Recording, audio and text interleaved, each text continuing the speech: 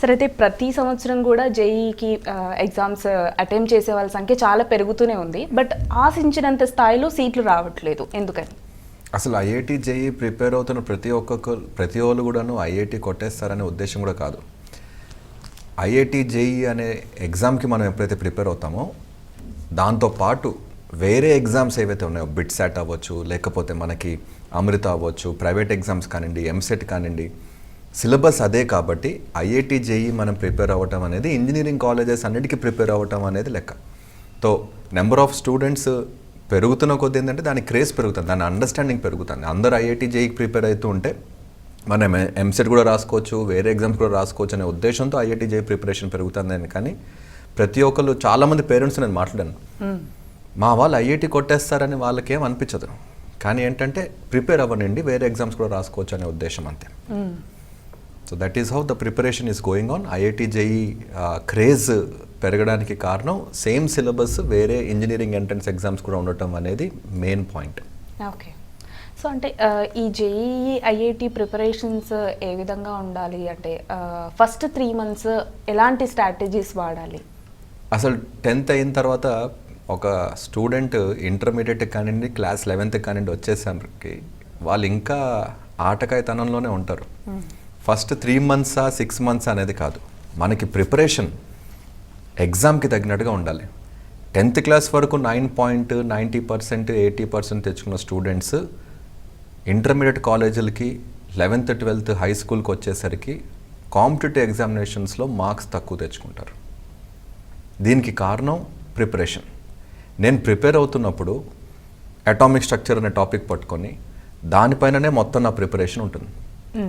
ఈరోజు నేను atomic structure చేస్తాను, రేపు నేను ఇంకో చాప్టర్ మ్యాథమెటిక్స్ నుంచి చేస్తాను.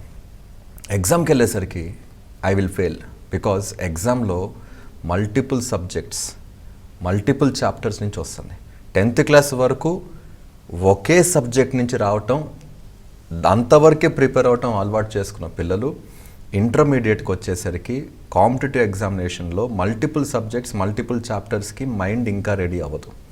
సెకండ్, 10th క్లాస్ వరకు టీచర్లు ఏమంటారు, మీకు వచ్చినా రాకపోయినా ఎంతో కొంత రాసి రండి అంటారు. But that is not the case.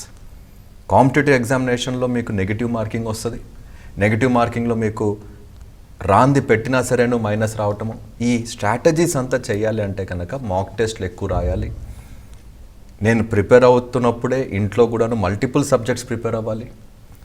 అరగంట చదివి లేచి అబ్బా చాలా చదివేసాను అనుకోకుండా 3 గంటలు కూర్చోవటం అలవాటు చేసుకోవాలి. ఇవంతా కూడాను మన మెంటల్ ప్రిపరేషన్ అనేది ఎగ్జామ్కి తగ్గినట్టుగా ఉండాలి.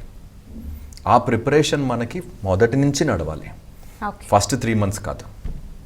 సో అంటే 11th నుంచి మనం ఈ జేఈకి ప్రిపేర్ అవ్వడానికి బేసిక్స్ అనేవి స్టార్ట్ చేసుకోవాలి. కాబట్టి బేసిక్స్ స్ట్రాంగ్గా ఉండాలి అంటే కనుక ఎలాంటి మెలకువలు పాటించాలంటే వాళ్ళకి, అంటే 11th స్టాండర్డ్ నుంచి జేఈకి ప్రిపేర్ అయ్యే వాళ్ళకి ఏమైనా సలహాలు ఇస్తారా మీరు? 11th స్టాండర్డ్ నుంచి అని కాదు, సైన్స్లో మనకి 9th క్లాస్లో లాస్ ఆఫ్ మోషన్ వస్తే ఆ 9th క్లాస్లో వచ్చిన లాస్ ఆఫ్ మోషన్ మళ్ళీ ఇంటర్మీడియట్ ఫస్ట్ ఇయర్లో కానివ్వండి, క్లాస్ 11thలో కానీ వస్తుంది.